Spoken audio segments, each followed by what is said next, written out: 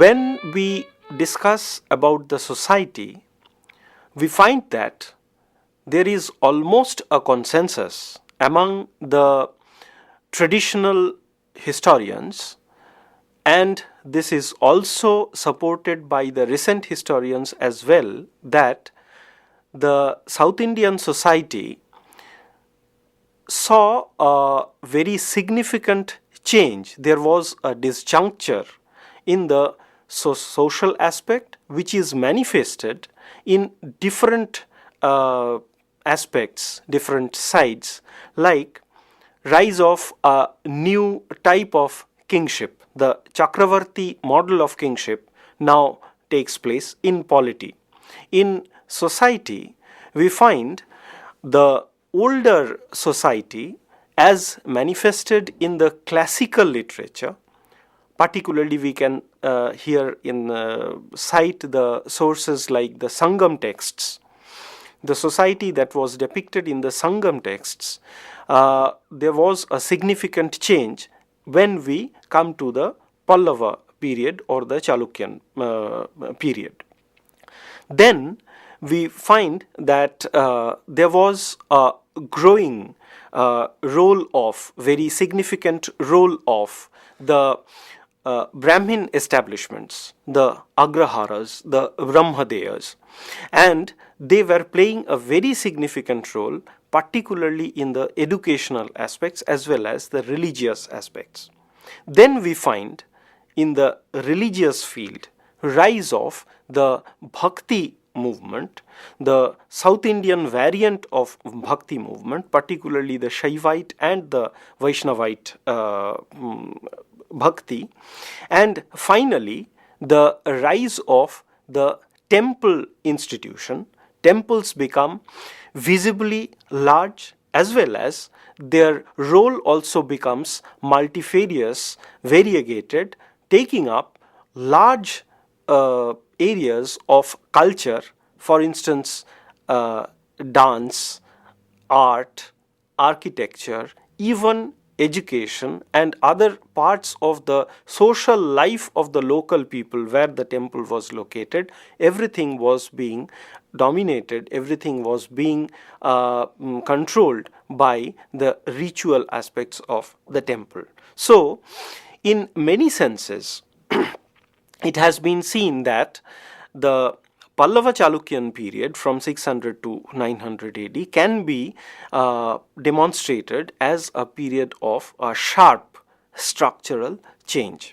But here we should come up with an alternate view as well, that rather than talking about the disjuncture, the disjunctive feature of the South Indian society or polity, it was particularly a conjuncture in the sense that older elements remained which were then suited to the new challenges that were coming up in this period. When we are talking about the society, we find that in the classical texts, in the Sangam texts, already there was a notion, there was a knowledge of the North Indian, particularly the Sanskritic elements. The Brahmins were known, the North Indian gods, though not very prominent, but they were known, they were alluded to. And the whole society was distributed, the whole social, the temporal space was, the spatial space was divided into 5 types, ecotypes, we can say, the Tinai concept. And there we find that the whole society, whole region, particularly the Tamil speaking region from which we get the Sangam texts, was divided into 5 Tinais, that is 1 Kurinji, the hill space or ecotype, then Mullai, the pastoral region, the grassland region, then we have Palai, the desert land, though we very well know that there was no desert in Tamil Nadu, but it is said that if there was a consecutive rainfall failure in the Kurinji and Mullai region, the landscape partook the shape of a desert, which is very true even today also. Then we have the Marudam region, that is the well watered, well irrigated agricultural space, particularly in the riverine zone, and here we can allude to either the Kaveri or the Vaihai Delta region in the deeper south. And finally, we have the littoral space, that is the Nedal region, dominated by the traders as well as the fishermen or the boatmen. Now, among this fivefold divisions, there was no ritual or hierarchization and ascription of a ritual purity. What is it? There was no distinction between, say, the ulavars, the peasants, that is, who were residing in the Marudam region, and the Maravars, who were kind of fierce people residing in the Palai region. In the later period, which is also part of the later classical texts, in say Silapadigaram, we find that slowly emergence of hierarchization was setting in. That is, it is said that the Ulavars of Marudam region, and here the names are given, the Vellalars and the Karalars, they will take, or their position in the society will be much higher than the pastoral herdsmen or other people. So slowly, even before the onset of the Pallava Chalukya period, we find that slowly the peasant life based in the riverine delta zones was becoming more and more predominant. But here, as we are talking about conjuncture, we will see that there was no doubt a change in the Pallava Chalukya period. That is, the peasant life, which was there earlier confined in a particular Tinai, that is Marudam, particularly in the riverine delta zones, slowly this peasant life was proliferated in the erstwhile forest or the mountain regions with the help of the tank irrigation. Here, the Pallava period is very important. We should remember about the important inscriptions like that we find in the Chingalpet district Uttaramerur site, where the large Vairamegha Talag, that is a very large tank, was used for irrigation purpose, and through this irrigational activities, agriculture was then expanding in the hitherto non-peasant regions or areas.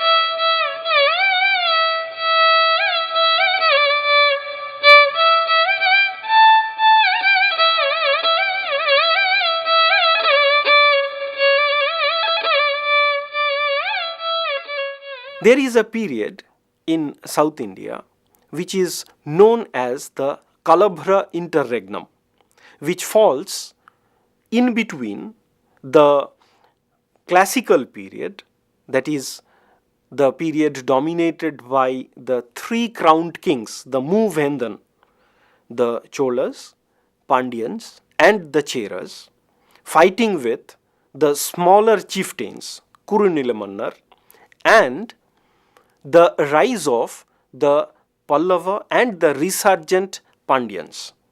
there is a very significant historical gap between these two features or phenomena, which is generally known in the historical literature as the Kalabhra interregnum.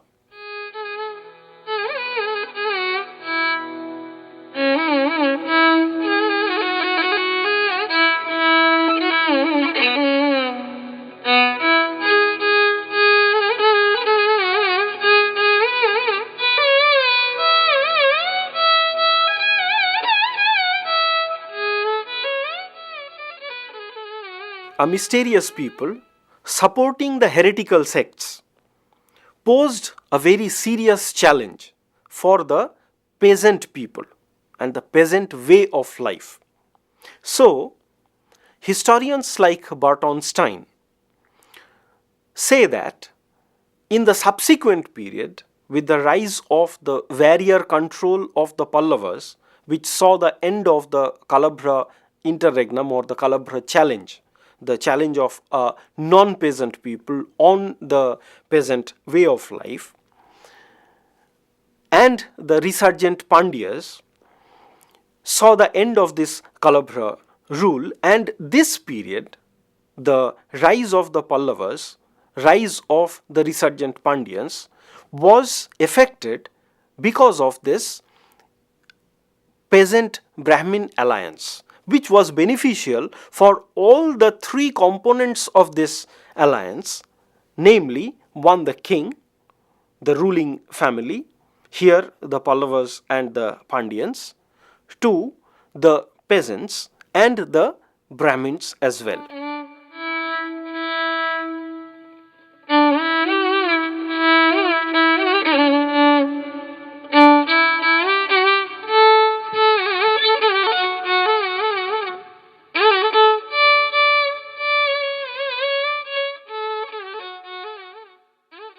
How this alliance helped all the three.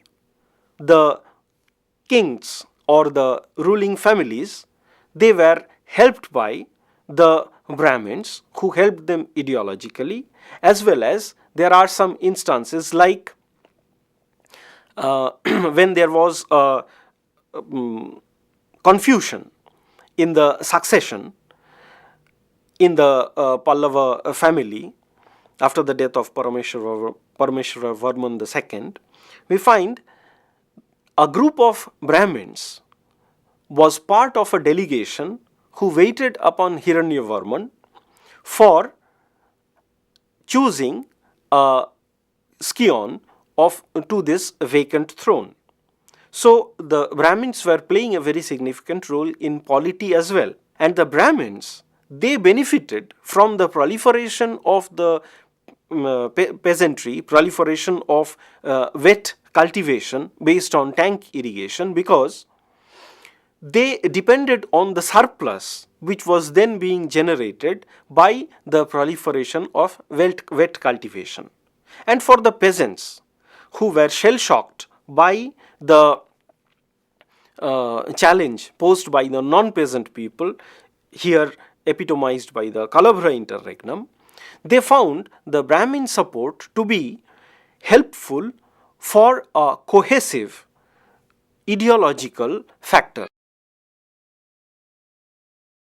The role of the woman also very, very important, particularly in the Vatapi Chalukya dynasty, as well as the Pallavas also.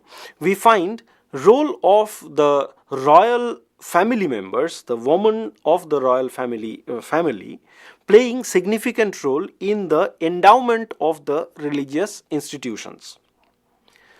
Rangapataka, who was the favorite queen of Nandivarman, helped in is construction of a small shrine which is situated within the precincts of the Vaikuntha Perumal temple in Kanchi.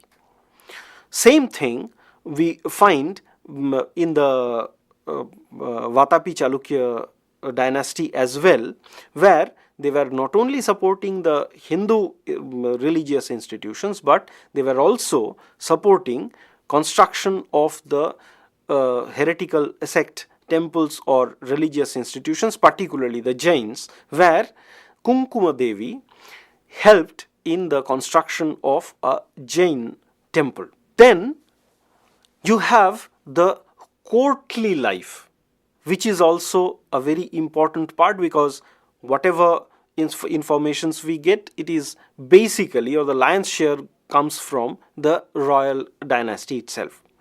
The palace institution becomes very, very important in this period, and the pomp, grandeur of the royal family or the courtly life becomes more and more predominant or prominent in the later Pallava period. The palace institution becomes more and more prominent, more and more elaborate. And there we find many women either bought from the foreign land or captured from the wars, playing a significant role either as the dancers, sometimes concubines, sometimes the functionaries of the royal establishment. Some of them enjoyed significant honor as well. From the Chalukyan information, Chalukyan inscriptions, we find one Bina Portugal. The honorific Portugal itself shows that she is highly honored, a concubine of a Chalukya king, in fact instituting a very important religious function, that is Hiranyagarbha. It shows that the ruling family, particularly the royal family members, women, as well as the members of the palace institution, playing a significant role. What are the memorial stones? It is basically the commemorative stone raised in the memory of the fallen heroes who has fallen while fighting war, or even during the time of natural death as well. Earlier, during the earlier in South Indian history, we have seen the memorial stones being raised even for those who have died a very natural death, the Chayastambhas of Nagarjunikonda. Later, in the Pallava period, we find proliferation of memorial stones, particularly in the memory of those who have who have encountered a heroic death, proliferating, particularly in the North Arcot, South Arcot districts of the northern part of present Tamil Nadu. Many memorial stones are there, not only in Tamil Nadu but also in Karnataka as well as Maharashtra, as along with Andhra Pradesh. The whole of South India, particularly the middle part, which was dominated by the pastoral non-peasant people, there we encounter this raising of the memorial stones, which is known as the Veerakkal. This memorial stones give us lot much of social informations. We find the rise of educational institutions, very, very important. Educational institutions were there. Educational institutions are, in those days, in the medieval period, dominated by the religious institutions, and in South India, we find proliferation of three types of educational institutions: the Hindu educational institutions, the Buddhist as well as the Jain educational institutions, attached to, particularly for the last two, that is the Buddhist and the Jains, monasteries or the monastic educational institutions become important. In this period, we find slowly the Hindu institutions, on the wake of the rise of the Bhakti movement, becoming more and more important, overshadowing the Buddhist and the Jain educational institutions. There are differences of opinion regarding the meaning of Ghatika. One group holds that it is derived from the word Ghata, which means concentrating on some aspect, here education. Another group interprets Ghatika as derived from, the etymon derived from Goshti, that is, it is a group of people involved in education. Whatever may be the etymological origin, Ghatika becomes very important educational institutions which had a long history. What was the type of curricula? Here we find that either it was the Chaturdasa Vidya, that is 4 Vedas, 6 Vedangas, then there was the Nyaya, Puran, etc., or Ashtadasha Vidya, which includes Ayurveda, Dhanurved, then musical instructions as well. Then we have the Buddhist and the Jain foundations as well. Huensang, who visited South India around 642 AD, shows that there were numerous Buddhist institutions, but most of them were deserted. It shows that Buddhism was in decline in this period, but he also refers to the prosperous conditions of the Jain institutions in this period when he visited South India. For the Jains, Pataliputra, that is presently situated in Kuddalore, was a very famous educational institution where Maninikir, later known as Appar, took his initiation and became a Jain. So all this shows that the society in its different aspects was facing a kind of conjuncture, if not disjuncture. Older way of life was being suitably changed, and adjustments were being done to suit or to address the new challenges that were coming up in this period.